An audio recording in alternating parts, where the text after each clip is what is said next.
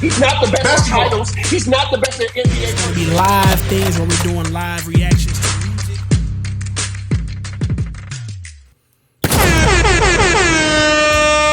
Yes, sir. Mike Checkity 1212. It's your boy Word back at it again on the Word of Clarity podcast.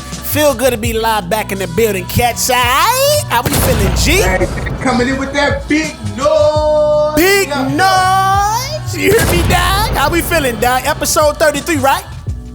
Listen, man, this one feeling how it's supposed to feel, bro. You ain't been on the pod in a little bit, so we gotta feed the streets, man. This is one of them ones. Let's get it. This is one of them ones, man. Feed the streets, man. We back at it again with your favorite DJ in the building, DJ Darrow. How we feeling, my G? If you missed the pre-show, make sure you catch it on the next one, man. We gonna be rocking, dog. How we feeling, though? Hey, good, man. Good, man. Houston, Texas finest, southeast side of the city. Hey. Not 2 or 3. What's happening? Yo, niggas is shouting out where they at. It's crazy right down here, dog. Go love, man. Hey, let me say this. I ran into a fan of the pod recently. Yeah. I didn't even know this person who was a fan of the pod, but they came up to me. They said, "Hey, bro, when you be on the pod, I thought you was short." I'm like, "Nah, bro, I'm 6'1". He was like, "Bro, I couldn't believe it. I thought you was a short cat, bro." I was like, "Yeah." I'm like, "Yeah, nah, bro. You know what I mean?" So, shout out You to the said it fans. like you was about to put your paws on him or something. You was Right. Nah, the way he ran up, I didn't know what type of energy it was until he started talking. So, Wow. yeah, it was good. Yeah, man, it's always a dope feeling when you run into cats that's a fan of the pod, man. Hey, the crazy thing is, dog, when cats know you got a pod and they watch you and they see that energy you cats be bringing on the pod, they want that mug in real life, dog. I'll be like, hold up, bro. Hey, bro, I'm here getting groceries, dog. I can't debate you on Jordan versus LeBron right now. Look, this is not the time. You know what I'm saying? Facts, bro. They try to pull out the meanest question. So what you think about? I'm like it's dope that they want to, they want your POV and your opinion, but it's like, bro, hold up. I'm not in that mode. I honestly, I'm probably always in that mode, but it's sometimes where I'm like, nah, bro. Yeah, I'm chilling right now, bro. Definitely. We're going to give you the energy 90% of the time. I'm probably give it to you about 70%. 100%. Yeah. You know what I'm saying? So, yeah, it's like that, bro. Man, what's cracking though, G's, dog? It's been a minute, man. We approaching NBA season today. NBA preseason started. I got a chance to see some of that Knicks versus Sixers. I think they was over in Abu Dhabi or something, Dubai somewhere. Are they out there? Yeah, international right now. Yeah, fire. Yeah, I seen Fat Joe is over there, dog. Rick Ross, both of the big bosses was in the building. They had Rose over there. A couple stars and faces over there, man. But yeah, man, the NBA season is approaching quickly, dog.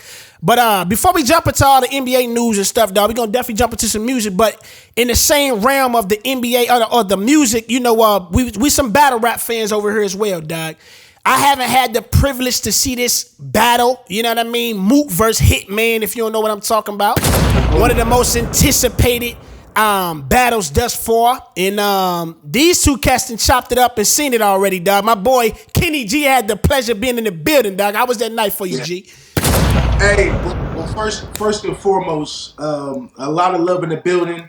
Shout out to my guy Saga. He was there supporting Loso. Shout out to Loso. We got to connect like always. I've known Loso since I was 18, 19 years old. The dude, fresh off the block, and me and Loso met. So it was good. It was good to seeing the Christian battle rappers, those dudes I kind of know personally.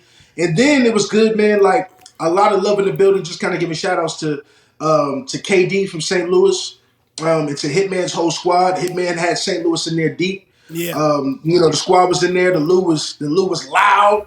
Them niggas was proud. They was talking. They talked for the battle.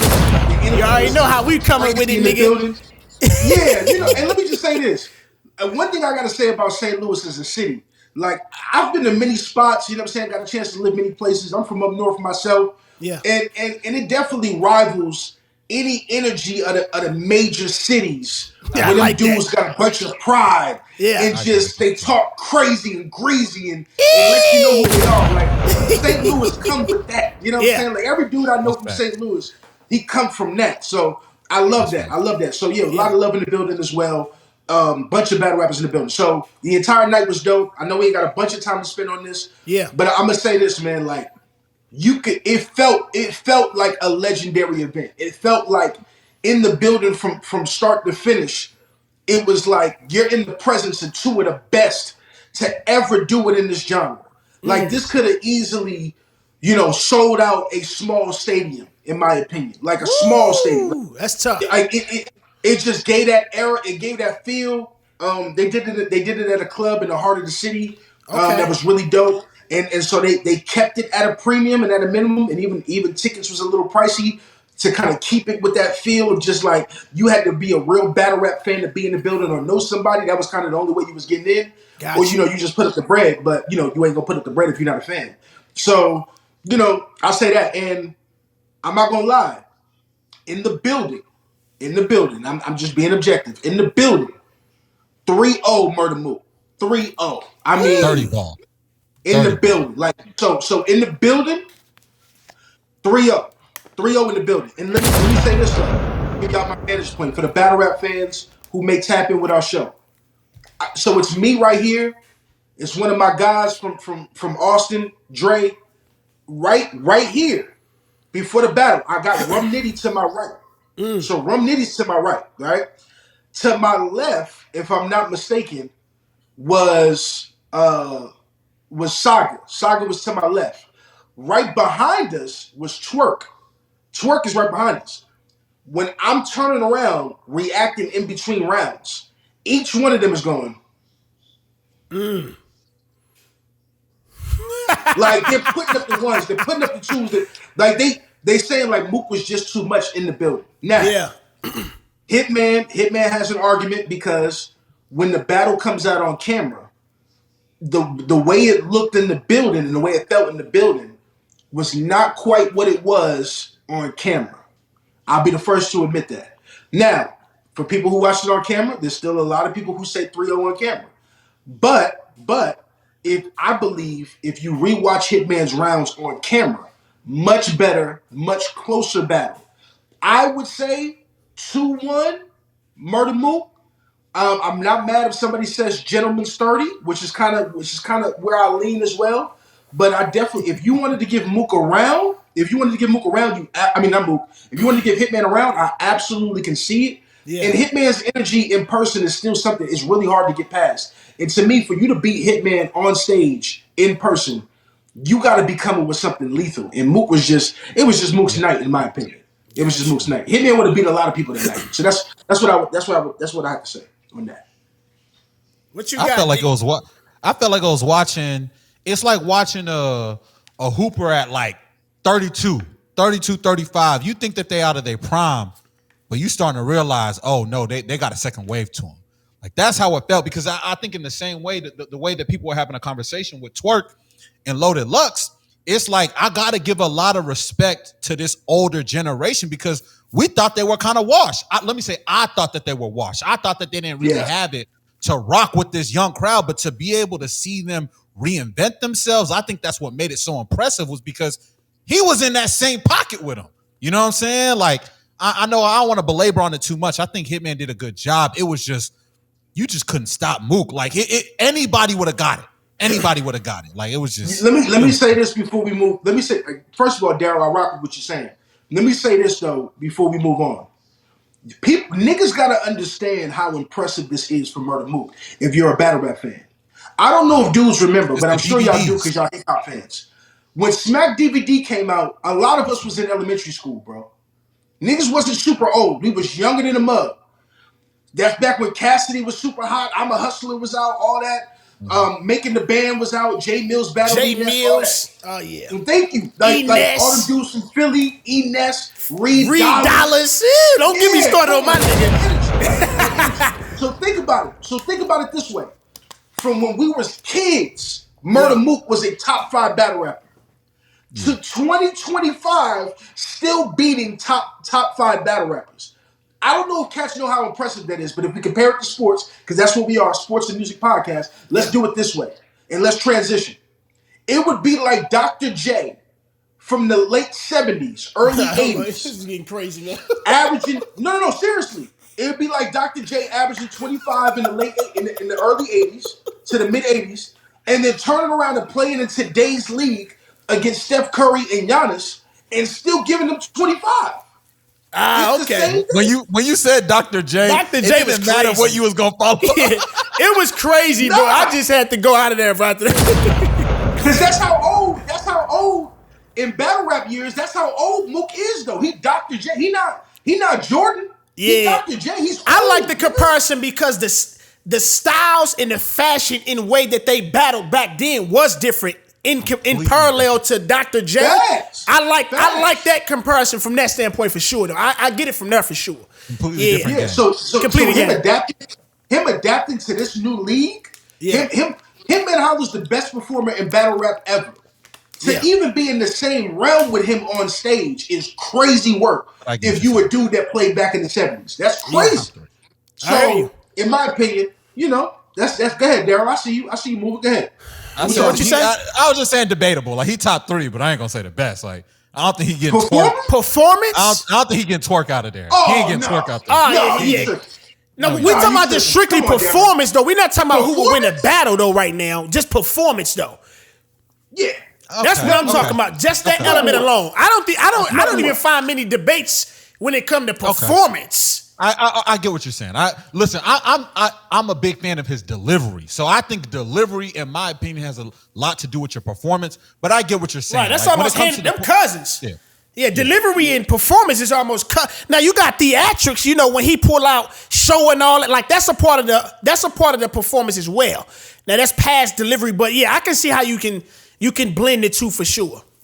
Yeah, for sure. But yeah, man, I gotta get to it, man. Apologies to the fans of the pod, man. Expecting my POV on this battle. I haven't got a chance. I haven't got a chance to do it, man. Catch me on What's the Word channel, man. It's a possibility I still got a reaction coming from that battle. That's the only reason why I ain't checked it out yet. But man, yeah, man. We here for music and sports, man. How y'all feeling, man? Which way we want to go first? We want to go to the sports side or we want to go to the music side? Which way y'all leaning, bro? I feel like there's so much music that's going to take up more time. Yeah. The sports will be faster. So let's touch the sports. Let's get that. Okay, that's good. And then let's go right to the music and take care of what we got to take care of. That's good, man. Let's get it. That's good. Let's talk about some of the highlights from the NBA Media Day, man. We had a lot of people in new places, you know what I mean? Old faces back in old places. Hence Dame, which is like a story I am not enjoying at all. We got Brian hinting at the fact that, it may be his last media day. Yeah, man, lots going on out here, man. We got your boy Michael Porter Jr. just the most going crazy. He left Denver. Bro, can anybody explain what is happening since he took off the Denver uniform, bro? This dude is going insane. Hey, have you seen the fact that not only is he wilding like this summer, he also did an interview with Andy Mineo as well. I don't know if you know that. Is that on his podcast? They cool. That's on his podcast, dog. Okay, yeah. That doesn't sound. I had to remember his podcast. He was locking in on those type of individuals. He's he's also been a supporter of Christian hip hop for a while too at this point. So it caught me off guard, but I had to remember. Okay, he come from that kind of. That's recent though. Wow. It's just if I peeked it a little bit. I ain't got all the way through it yet, so I can't fully comment. But I will say this: it's just wild to me to have this summer he's had.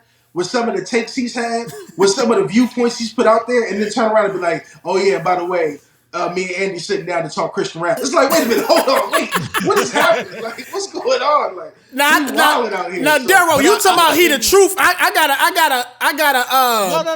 No. That's not what I said. I just say on his team, he's in a different role as what he was. Oh, okay. I thought you said he's the man or something. He is. Like, I feel like in Brooklyn, he's that guy. Look, before we get to him on the court, this is why I thought you said he was the man. No, sir. Hey, let me tell you something right now. Hey, hold on. Let me tell you something right now. Cam Thomas is one of the best scorers in the NBA. Yeah. Cameron Thomas will give anybody 30 if he's healthy. He's a champion. No idea. Hey, but look, he's a champion though, bro. It's gonna have to start with Michael Porter Jr. regardless if Cam Thompson is whatever you saying he is. You know what I'm saying? It's gonna have to start with him. But word, there's something. No. Let me say this. Let me say this clearly. I have. But look at that contract they gave him, bro. They don't. For some reason, Brooklyn do not believe in that nigga whatsoever. How many times does he have to kill the top guards in the league to earn some respect? He's out here killing niggas. Hey, Cam Thomas gave, what did he give Kyrie, 40? He gave Kyrie 40, bro. I mean, he should. Kyrie ain't no defensive stop. What I'm saying to you is, I'm just telling y'all, this young lion, that nigga, hey, Cam Thomas is tough. He tough. Listen, he got a bag, he got a jumper, he got a crossover. No, Cam is disgusting. I have Let me no tell you idea something. why they're not taking care of that man and paying that man, bro. Yeah, I don't know he why out here giving cats 30 pieces. The only reason why we didn't hear more about Cam Thomas is because right when he was giving niggas 30 a night, he got injured, which happens in the league sometimes. But when he's on the floor, to me, I'm taking him. If I need to put the ball in someone's hands in Brooklyn, I'm putting it in Cam Thomas's hands. I'm not saying that Michael Porter Jr. is some scrub. He's definitely going to be one of the dudes in Brooklyn. But in my opinion, he's number 2. Cam Thomas. I don't know, if man. Cam Thomas was anywhere else, Yeah, getting the ball and getting that amount of love, we would be talking about Cam Thomas for All-Star votes in another place for more respect. Okay. This nigga, Word, Cam please, Thompson please. fandom is crazy. Go ahead, bro. Please, let me say this. I watched the league, bro. I forgot who talked to this. Might have been KD on a podcast or something. Yeah. But even dudes in the league, when you putting up points on a bad team, it comes with an asterisk. Like you can't just I believe there are so many dudes in the league who can get busy on a bad team. Brooklyn was a bad team. So him being able to get busy and give dudes 40 points, that don't really mean as the NBA is so much different now. Like the way that people are coming into the league so skilled, there's dudes who are Kendrick Nunn, like in Europe going crazy. There's a lot of dudes who can put the ball on the ground and go crazy, but that don't really mean that you the top of the top. That doesn't mean that you're an elite defender. That doesn't mean that you're great. Like there's so many the other aspects of just being able to be a bucket getter. They don't really care about that no more.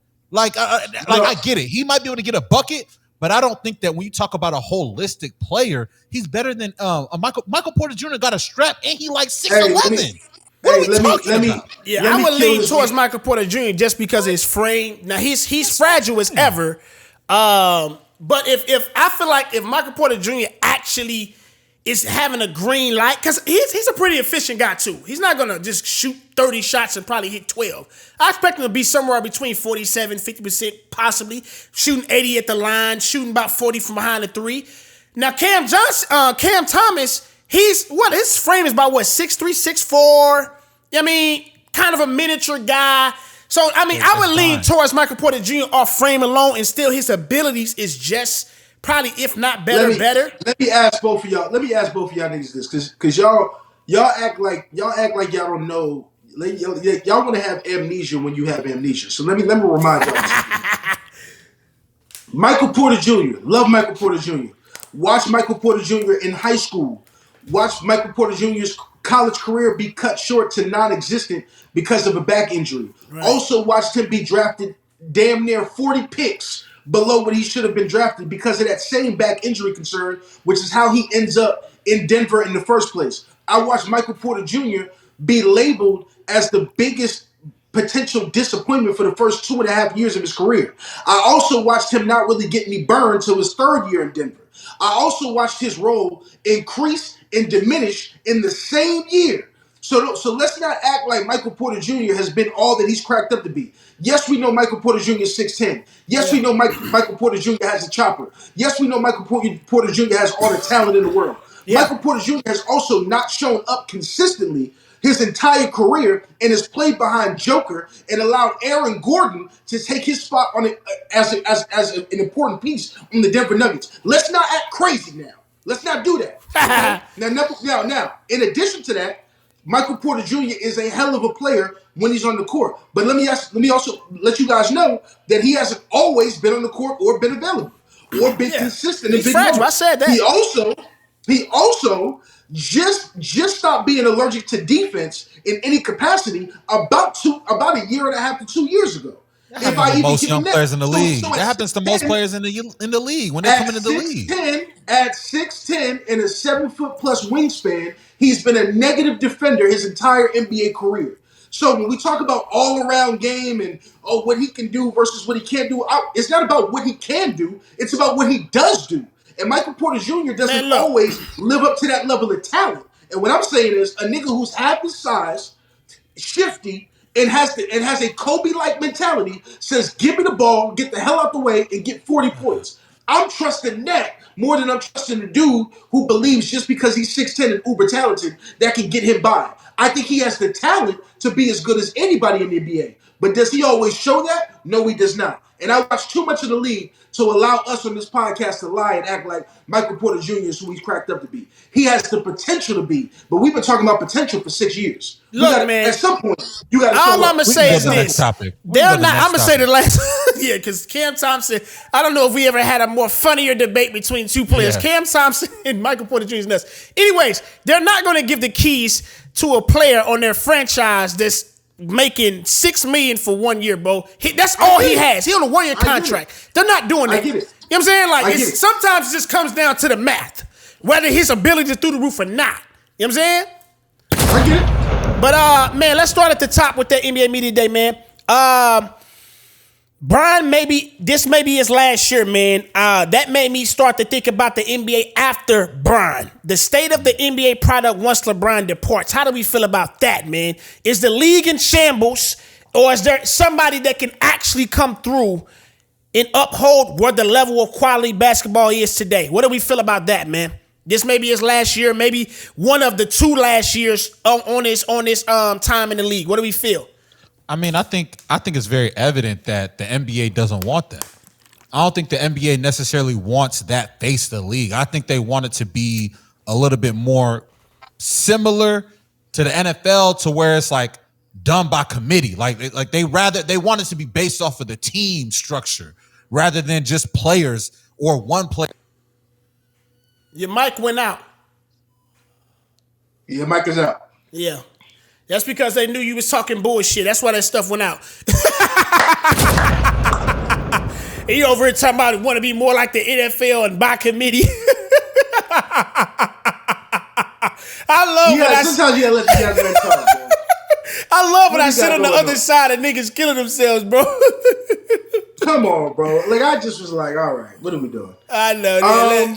Let me see. Hey, Darryl, let me know when you back in the building, bro. Get him back. Go ahead. What you think, bro? Me? Yeah. We gonna rock while he's still getting that stuff together over there. Yeah, so I will say this though. If I'm being honest, I've been waiting for LeBron to retire for the past 2 seasons. I ain't gonna hold you. I have. Yeah, I have. I mean, people may hate that, but so let me say this. Like, contrary to popular belief, I know people who watch the podcast know that we be having Kyle on, who's the ultimate LeBron stan. So because of that, it'd be like, oh, Kenny must hate LeBron. Da, da, da. No, I love LeBron. And I'm glad to know that I've watched one of the greatest players in NBA history in my era. Like, that's dope to me. To me, like, I got to see one of the best. So when I say I want LeBron to retire, I want to be very clear. Some of the reason for that is, to me, I think he's been hurting his legacy, in my opinion. After he broke the scoring record, I was kind of like, hey, bro, unless you're going to be guaranteed another ring, you're kind of hurting your case. Break the scoring record, do what you got to do, and run off into the sunset. Or play that year with Bronny and go home. You coming back for additional seasons when really the Lakers are pretty much telling you, hey, Luka's our new face. Luka's our new guy. We're dumping resources into a Luka Doncic. And he's skinny Luka now. Guaranteed. He's in shape. Men's Health Magazine and all the things. Hey, we ready to trust him fully. Yeah. I think when you get that type of message from your own team, it might be time for you to consider to hang it up, especially if your words are true and you're not gonna wait on Bryce. If you're not waiting on your other son, go ahead and retire. So I think the league wants a new star. I do think they want a new face. I don't know if somebody. I will agree with Darryl in this sense. I don't know if they want it by committee. I disagree with that. But I do think that they're looking for somebody to pull away completely from the pack. Yeah. And what I do know about the NBA is they're looking for that star to be American born. They don't want it to be an international player. They don't. So that's why in Anthony Edwards, I was ready to even give it to AE. Because AE has the personality, the style, the cachet. Mm-hmm. The YNs love him. They love him, you know what I'm saying? He come with that energy. And I think he's a dog, just on the court and off. So sometimes too much of a dog off the court. You know, shout out to Aisha Howard. But, I say that to say, Yeah, I think they're waiting for an American-born star to be the face. That's why they're putting so much love into Cooper Flag right now. They want to see what he's going to do. I don't think he's the guy though, but they are going to try I to put. definitely don't think Cooper Flag is the guy. I agree with that, man. They definitely want to pull somebody away from the pack that'll be clearly away from the rest of the other faces or potential faces. You back in the building, Darryl? Yeah, can you hear me? Yeah, I can hear you. I don't know if you're talking in that mic or not, but I can hear you still. I'm not. I got to charge it. Okay, but yeah, man. Yeah, I definitely agree that it's less by committee, but definitely by bringing a face, or I would say a couple faces, right? I can agree that it may not be I don't believe it'll be any more solo like clear faces as Brian, a Kobe, a Jordan, or a Steph. Like those guys, I think, or I don't know if we'll get any of those stars at that magnitude. AE has the personality for sure. I just don't know if he'll have the cachet as far as like what he brings to the table on the court. He got to leave up out of the Timberwolves. That's smart. That market is too small. If like man, just imagine if you put AE inside of the role where Luka is right now in LA, like that'll almost or New York. Oh my God! Oh, like hey, That'd be bro, crazy. if I'm just for the Knicks, bro, Anthony Edwards in the Knicks would be almost box office, my nigga. That nigga Stephen A would probably leave first take, nigga. absolutely. No.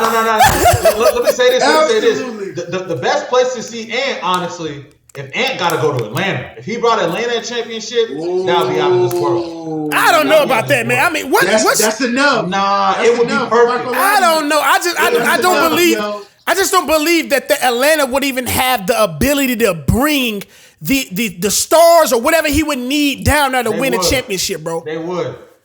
You tell me who have we seen say they want to go to Atlanta or who went to Atlanta? Well, you know let me say this. Nobody. Let me say this. As the fake NBA insider I am, all I do is watch NBA players and listen to what they say, and then I give you what you may not have heard because I've listened to it already. Yep. Lou Williams in his podcast, and also obviously this Pat Bev situation that we're getting ready to talk about at some point later on. Pat Bev alluded to something that dudes from Atlanta who played in the NBA alluded to that I think is worthy for this discussion. There's a reason why people aren't going to Atlanta to play. And the reason why is not because they don't love Atlanta. A lot of them niggas is there between in Atlanta and LA in the off season. So they love Atlanta. Yeah. The issue is that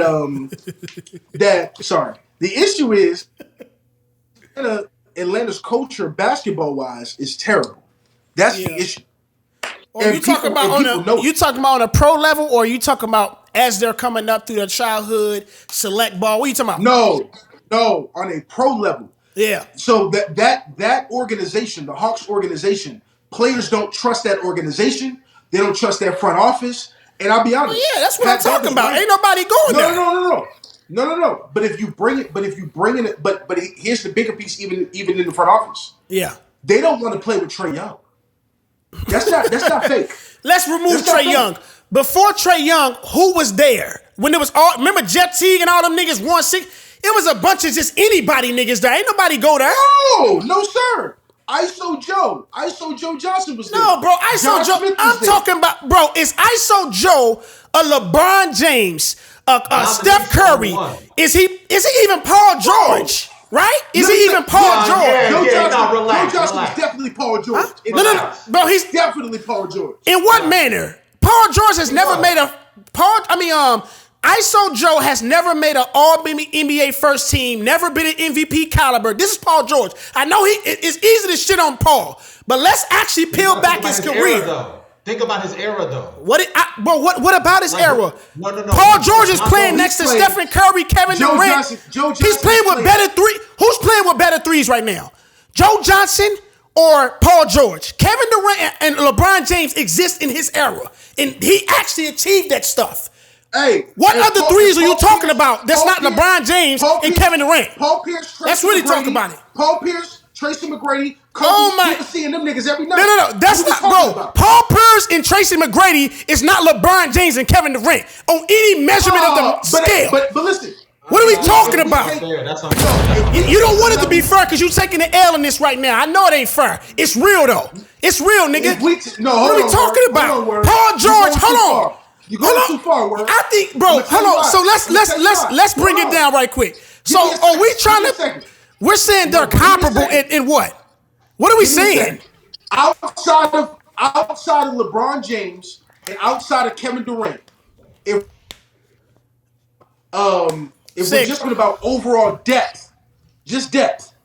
Yeah. There's more depth among wings and guards back then than there is now. Depth, meaning the amount of great wings, the amount of great guards. I'm just talking about the three back in the mid 2000s. There was a lot of them.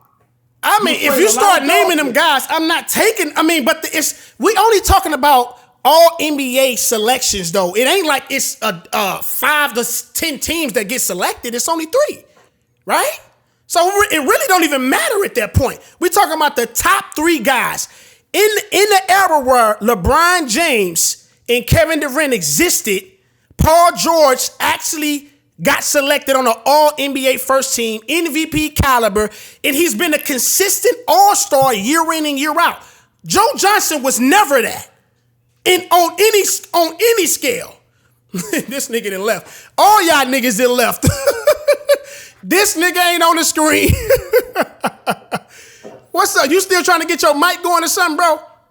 It kicked me out, bro. That was crazy. Sorry about that. Hold on, say something right quick, DJ. It sounded like it may have been back. Yeah, no, it's not. No, it ain't back. Back. But yeah, man, on any scale, bro, I don't know how y'all are trying to make it comparable between ISO and Paul. In front of me though, I do wish I had a list in front of me because I think if you took that list from Kobe and Tracy's era and you take that list in the LeBron, Kevin Durant era, you'll find more guards and forwards. It doesn't matter though, bro. It's only 3 NBA selecting teams, bro. It ain't like it's 50 of them. You know what I mean? You still had Dirk during that era. Well, Dirk was a 4-3. Hold on, why we mentioning Dirk was a 4. My bad. 4, yeah, come on now. You can't add Dirk. And then you start throwing Kobe in there. He was a bona fide 2 guard. Like, come on. Sean Marion. You still have Vince Carter. I'm talking about all them niggas. Sean Marion is under a Paul George, nigga. ISO Joe is. Only niggas I can really give you is Paul Pierce and what's that other nigga you said? Paul Pierce and Tracy McGrady. That's the only other niggas, but they not comparable to a LeBron and Kevin Durant on any scale. It's just not. Now you're gonna have me think about that era because I do think there was way more dogs in that era you giving credit for. It may be, man. Let's think about Zion in his condition, bro. Do we believe? Yeah. Hey, you know I've been sitting talking. I've been waiting. You niggas got excited in sync, bro. What's going on with you niggas, dog? Yeah. Bro, listen. We have been waiting since 2016, bro. Since 2016. And how sad is? Hey, listen what you saying. How sad is that, bro? That's sad. I'm so proud. I'm so proud of that big nigga, man. Let me tell you something, bro. It took so many years for me. I haven't seen Zion like this since him and RJ Barrett was in a Duke uniform. That's the last time I see Zion look that sharp. But let me tell you this. We know what it is. Let me tell you how confident Zion Williamson is. There's a video going around on social media. If you go look, when Zion signed in the jersey with his shirt off, I said this nigga ain't had a shirt off in at least 50 years, nigga. He feel wonderful. Zion feel wonderful, bro. Hey man, that nigga Zion. Zion got that Drizzy Drake Rogers surgery, man, on that abs and stomach, bro. Absolutely, bro. No. Absolutely. Zion did something. He went to Cuba. He went to the Dominican Republic. Whatever he had. Zion got that Zempi. He got that Zemp in him. What do y'all? Absolutely. I'm not gonna disregard that either. Absolutely. I'm not even mad at the young fella because do we believe this will result in the Zion that actually not only makes it through a full season, he's done that, but actually can carry a team to the postseason and actually play in the postseason this year, bro? How do we feel about that? Real quick. Barring freak injury, which always can happen with Zion, but he's also never been in this shape, so I think that changes a lot. Yeah. If he plays as many games when he's gotten through full seasons, but he plays it at this weight, at this shape, with this level of energy, I would argue that Zion Williamson is definitely going to be maybe like number 5 or number 6 in the MVP race. It's not top 3 or 4, but he'll be a top 5 guy that we consider like, yo, he's going. That's a hot take. You got him. You got him potentially top 5 MVP candidate. Yeah, like number 4, number 5. But I think he could be on that lower end list of the MVP candidate, and I think he can sneak the Pelicans in 7th, 8th, 9th seed to for the play in it and really get, because they don't have enough. They don't have enough to compete. Who's over there, bro? Yeah, who do they have over there now? Do they got Jordan Poole? They got Jordan Poole over there. I don't love Jordan Poole. I don't believe any team with Jordan Poole, nigga, unless he's on next to Curry or something. Yeah. They got Jordan. They got Trey Murphy. Trey Murphy can shoot the lights out. I think he's going to be a future player. Nice. I think Trey Murphy can really play. Right. They got Herb Jones, one of the best defenders in the league. Yeah, the Lakers need to go grab him. Yeah, let me get him. Yeah, hey, I ain't gonna lie. I called Herb Jones Little Tony Allen 2 years ago. And everybody was like, "What? Who was this?" And all of a sudden, he getting that love across the league. So yeah. So they got a few players over there. It's just Zion's got to be Zion to drag him there. And I think for the first time, we're gonna see the best Zion we've seen probably since the lockout year, when he was averaging like 27, 7, and 7, and going and shooting like 63% and doing kind of crazy like that. You niggas, I think we're gonna see that. Go ahead, Daryl. He ready to throw his drawers at him? Come on, hurry up. I see this nigga. Let me say this. I think the league can be very cyclical. And this happens in any sports league. Whenever you start to have a dominant playing style, it usually takes one player to revert it back. So that big man back to the basket type of game, there's nobody in the league who's built to stop it. Like somebody like Wemby, if he get a healthy Zion, he's in for a lot of trouble. He's in for a lot. Like, he's not physically built. Nuts? What are you talking about? You could have chose anybody. Now you should have said anybody, bro. I said Wemby for a reason. Man, Wemby defensive player of the year in and year out. Easy. Don't choose him. He's getting bodied. He gonna get bodied all the way to the rim. He gonna let him think he got it and then just come down and put that mug away. Go ahead. Punched on. Go ahead. I heard what you're saying. You was making a good point. No. I'm trying to tell you. I don't even know the guy's name, but I think he played at he played in Memphis for a little. Big, light-skinned dude. Now he plays in China. Y'all know what I'm talking about? The post player. Oh, you talking about the nigga that came out of college recently? Yeah. I forgot. We know him, yeah. Yeah, that dude gave Wemby problems in international basketball when he was in college because Wemby don't know how to play against that bigger body, that Shaq type of body, that Charles Barkley type of body. Wemby is in his Wemby's in his 3rd year, bro. He's growing. No. He's growing by the day. He's 7'4" now. By the way, he's 7'4" by the way now. I'm asking you one question. Have you ever wondered why Joker has had the type of success that he's had in the league? It's not just because he's a great passer, which all these things I would say. It's not because he's just crafty. It's because of his size. The difference of NBA basketball from any other basketball in the league is the strength that they play with. What do Rickies talk about when they come to the league? Oh my gosh, this guy was so strong. Oh my gosh, he's so physical. That's the edge that Zion has. Nobody can deal with his strength in the league. Hey, that's why I agree with Larry. To your point, Zion's the most unstoppable force going to the basket since Shaquille O'Neal. That's not even a question. He does that to everybody, which is why I remember me and Word was watching the game against the Pelicans and the Celtics, and we was texting back and forth in our group chat. And Word was like, "So this nigga's just gonna just knock niggas over the entire game and just move niggas out the way?" And I was like, "Yeah," because they can't stop him. And this was when JT was getting his chops as one of the best defenders on ball in the NBA. Jaylen Brown, they took turns, and Zion was just bullying them niggas because he's just too strong. So I agree with your point. However, when you start talking about Wembanyama though, bro, hey, watch your mouth. Wembanyama is defensive player of the year if he didn't get injured last year, and possibly the best defender in the NBA. I'm not sure Zion would just do him in. He would catch him maybe one or two, maybe one or two. He gonna get busy. I'm telling you, bro. That's the style of play. That's the style of play that Wemby cannot defend as well. If you try to go over the top of Wemby, it's gonna be a problem. Which is the type of league that we're in. No. I'm saying that's the type of style of play. So do you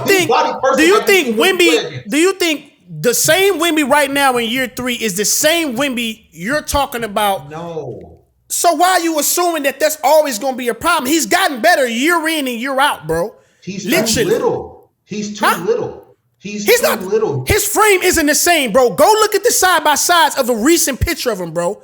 There's a difference. He's not Kevin Durant now. I know. He's not Kevin Durant. I know, but I'm gonna tell you the two players that Wemby has the biggest fits against. We haven't really seen Embiid play against Wemby like that, but anytime I've seen Zion or I've seen Joker play against him, it's a problem for him. The size is an issue. It's difficult for him to deal with that type of fight with somebody banging on him. Yeah, I'm saying is Zion got him like the other year. Zion didn't get him the other year. Yeah, for sure. I mean, all I'm saying is like we're talking about going forward, right? Like one player has a ceiling that is almost unseeable. We can't even see where it'll end. The other guy you're talking about, I love what you guys are saying about him, but I think that's the same thing you can indict him for. His style, bro, has been also been the same thing that's led him to having him off court, bro. Something has to change. You can't play that way for 82 games, bro. You just can't. You know what I'm saying? Like, because he's bro, the cats that said it the best is he's like a Mack truck inside of a Honda. Like, you just can't have that frame with that engine inside of that frame, bro. It's ridiculous. I'm saying, bro, he's going to have to use that like from time to time. You can't play the whole season like that and not expect him to get injured. Going up, coming down. Yeah, he dropped 35 pounds. They said. Yeah, he's lighter. Yeah. He's lighter. I get it. But I mean, even Ja Morant, another style that's really just crazy nature, freaking nature, and they just have these injuries. Yeah. So I'm saying, like, it's not even all about just the weight. It's that style, man. You got to get some jump shots in. You got to, you know what I'm saying? Like, AE was kind of like that. But he also adjusted his game. Yeah. You know what I'm saying? I agree. Yeah, the reality of Zion is difficult because Zion plays like two players that were predominantly injury prone because they had so much power, force, and athleticism. Zion is a mix between Blake Griffin and Derrick Rose combined. Bro, that sounds nuts. In the sense that that's true. Blake Griffin, and that's nuts. That's true though. That's true. I'm saying that's true, but dog, to think a nigga can survive in the league like that, being a mix of those guys is nuts. No, but that's what I'm agreeing with. Word. That's why I think your point is so good, because the reality of the situation is Zion is not only just super strong. Yeah, that nigga is 6'8", 280 or 6'7", 280, but he's fast. Yeah, and it's like, bro, how are you that big, that quick, that fast, and you're as strong as any player in the league? This is weird. Like, dog, it's hard to stop you because you'll blow by me, but if you can't blow by me, you'll just move me out the way. Yeah, that's nuts. So the issue is he eventually blows out of his shoe 50 games into the season, and you're like, bro, literally this nigga. We watched this nigga in 4K blow through his shoe, bro. Do you remember that in college, bro? Yeah. That was nuts. Yeah, like, man, this nigga that was nuts, bro. It's the combination of just freaking nature strength and lightning speed, which is just crazy, bro. Like, that's nuts. Hey, to end this NBA, go ahead. What you got, bro? I was going to try to see if we can talk about the new faces and the new places. Okay, yeah. What you got? Who you want to talk about right quick? Yeah, what you got? Yeah. I mean, yeah, you take it. You already know what's happening. You already know what's happening. Kevin Durant. You already see the shirt. God. You already see the shirt. Hey, shout out to my dog, Fred. Let's talk about Fred VanVleet. Shout out to my dog. I hope he get better soon. I really do. He's done for the year, man. I think this is going to be a very, very interesting NBA season. A very interesting. Bring back Russ. Bring him back. Man, I don't know where Russ going to end up. All right, let me ask you this, D. Who is y'all point guard right now? Right. Reed. Who? Reed Shepherd. Reed Shepherd. Yeah, see, come on, man. Y'all starting point guard. It's either going to be him or Amen Thompson. It's one of the two. And see, throwing Amen Thompson there is crazy. Like, come on, yo. You got to get somebody He could do it. I don't love it, but he could do it. I also think you're taking away some of what he brings to the table, putting him at that point guard. That's a big responsibility, bro. When you can allow him to run around on that wing, dog, and then you got to put the ball in his hands as well. I'm gonna tell you who's gonna be the point guard. I'm gonna tell you who's gonna be the point guard. Kevin Durant. And I need everybody to give me credit for what I'm about to say, because I was early on him first. I've been told y'all to ship out Jalen Green, which they did. The Goon. No more Baby Joker. No more Baby Joker. The Goon is what we calling him. He gonna be the point guard. He gonna be the point center, just like Joker did. He's gonna be the point center. That's nuts. Facts. Okay, I mean that's a good. You know, it is a good take. I give you that. What are we talking about? I just what don't are we see. Talking about? I'm just Kenny, I'm just put down saying. the laptop. What are we talking about? He don't like what Kenny doing. Yeah, bro. Yeah, Hey, but what's your as a Houstonian, right? As a Rocket, what's your feelings about the reunion of KD, Steve Adams? What do you think about that? That's a real deal. It's in the air. It's gonna be good, bro. Listen, the Rockets are stacked. Yeah. And the only position that we're not stacked at is point guard.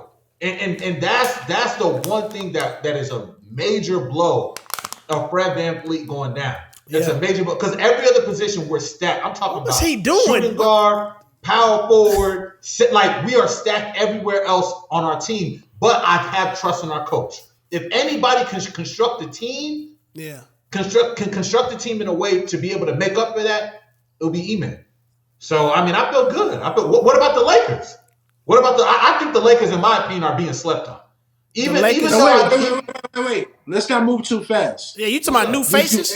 Did you answer the Russell Westbrook question? What do you think about that reunion? Yeah, what do you think about that? You kind of just Houston? Yeah. That's not even a question. He's not coming back to Houston. What are we talking about? KD don't want him here. Oh, you just saying that as a fan, or because I don't believe that's where KD necessarily is sitting today.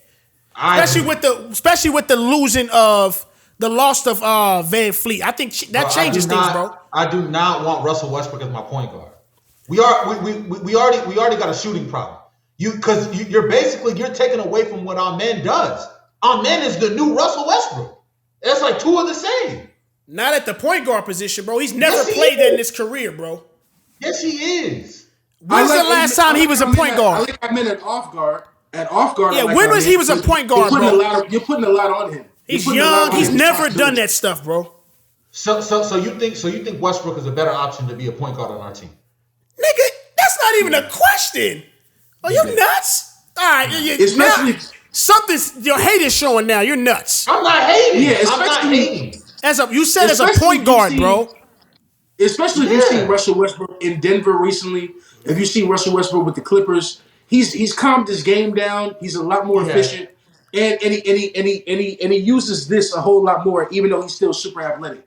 I actually would not mind Russell Westbrook playing point guard for 25 out of 32 NBA teams, and I think he would make a great contribution. Russell Westbrook is a different player than. And listen, ask Word. I've been a dude who's been very critical of Russell Westbrook. Yeah, I even thought that Russell Westbrook was the reason Miami won that first ring. Yeah, but I'm gonna be honest Russell Westbrook. That was nuts. That made me nuts. They wrote an article. They wrote an article in the Miami Herald saying that Russell Westbrook deserved the ring for This stuff is the most nuts stuff I ever heard still to this day, bro. They did. So that's how much hate used to be out there for Russ. But let me say this. Yeah. I used to be that guy, but I've watched Russ play the last 3 NBA seasons, and I'm very impressed with what I see, bro. Russell Westbrook had this level of utilizing, I think he's always been smart, but utilizing his IQ. If he was doing this when he was peak Russell Westbrook would have won 4 MVPs in the NBA. Literally. Because the way he plays the game now is how I've always wanted him to play the game. Regardless of the fact that he's not this great shooter. He gets his teammates involved in the right way now. He runs the offense. He's super fast. He can push the break. The Rockets running our men into the ground is not smart. Let Russell Westbrook at least control that offense. And then if you want our men in crunch time to play point guard while Russ sits on the bench, cool. But to just roll out Reed Shepherd or Aaron Holiday, who is the 2 guards y'all got right now in Houston, and expect them 2 niggas to run the point is virtually stupidity. Them niggas sound like them nigga names. Them nigga names sound like Calvin Klein models, nigga. Get them niggas out of here. Aaron Holiday and Reed Shepherd. What are we talking about, bro? Like he came in with the expectations to take that spot. This was the long-term play. What you've seen so far, you feel comfortable rolling them out? No, I'm not saying that that's ideal. No, But I'm saying they But it's the drafted him as the reality number that's 3 pick. Exactly. it's the reality that He's y'all not facing ready with. though. He's not ready. Though. He gonna Even- have And to. y'all, listen. Nah, Listen, not Gerald, when, not when let you, me say this, not when Gerald. you just invested in getting the move. You shipped out Jalen. Like the pressure is higher now. Y'all Jalen ain't just Brown's gonna be a point guard. no. I'm saying Hell because no. y'all have Kevin Durant now. Like things have heightened. Right. The time to try to go get a title with the plan where y'all had Reed Shepard and you drafted him or whatever, whoever you talking about, isn't the same the moment you get Kevin Durant. It's not the same, bro. Right. And that's the thing. Like y'all are championship or bust now. Oh, yeah. So you can't trust Reed Shepard to be inserted into that offense when Kevin Durant is expecting y'all to be somewhere in the Western Conference Finals this year. Yeah. And the league is expecting the Rockets to be in the Western Conference Finals this year. So Reed Shepard can't be the guard for y'all niggas given that expectation. No, sir. You got to get somebody in there who got that metal, who got that grit, who got that experience. This Kevin Durant actually gets a rush knowing that Kevin Durant is the better player, bro. Back in Oklahoma City Thunder, Russ still believed he was the best nigga in 2012 Right, that's in the correct. finals. This is different, bro. I'm just giving you I'm not saying Russ was even wrong. The nigga still went on and had a Hall of Fame career, MVP, 4-time triple double. Nigga probably go down as a top 5 PG. He's not wrong for thinking at that time. Time told us though Kevin Durant was the better player. So I'm saying he has that mentality and it's not even up for debate in his mind now. Playing under that understanding, you know what I'm saying? So I don't think it's bad for y'all, man. Good point, Word. Good point, Word. We had a few other topics with the NBA, bro, but the last one, what did y'all make of the Pat Bev and the Trae Young back and forth? Do you think there was any validity in whatever Pat Beverly was attempting to try to say with his point? And before you go into it, some of the quotes that stood out to me, just so cats know what we talking about, is Pat Bev comparing his trips to the playoff, which is 9-3 in comparison to Trae Young, right? I wish I had because I didn't look at the full pod. I seen the clip. I didn't even know what led to why they got there. But that's when he said, I made it to the playoff 9 times. He made it 3. And he put up the numbers that he did, but still it only got them there 3 times. He kind of shitted on. He said he didn't deserve to be an all-star a couple years. I didn't understand how he came to that. I just thought it was him just trying to go viral, trying to get a little clout. You know what I mean? Clickbaiting. And I thought it was all fun and games. But honestly, he stood 10 toes deep on it, man. What's y'all thoughts on that? Yeah, I think when Kevin Durant, I think it's Kevin Durant and somebody else who's a high-level NBA player, they commented and they was telling Pat Bev to chill. He's not living in reality, right? Yeah. And I partly agree with that. But I oftentimes, what I'm getting ready to say is going to sound a little crazy, but just rock with me, like stick with me for a second. I oftentimes get mad at the fact that I realize that after I have a conversation with somebody, they're not that smart. Like that actually annoys me, right? and Go ahead, dog. just be That's real. crazy, bro. And so what happens is, like I realize when your level of intellect doesn't measure up when we're having a conversation, I kind of begin to disregard what you have to say, and that's kind of what I believe happened with Pat Bev. Yeah. But if Pat Bev were smarter, what he would have said was, "You'll always be the better Trae. You'll always be the better player, Trae Young. My issue with you is you can call me a role player and you can call yourself an all-star with a lot of pressure. But the way you play doesn't contribute to winning. And the way that I play does. And that's the difference. If Pat Bev would have used that argument and been a little bit smarter, he would have been able to tell Trae Young the truth, which is, you're an empty calorie stats nigga. So what that you average 25 and I average 11? The issue is your 25 doesn't contribute to winning.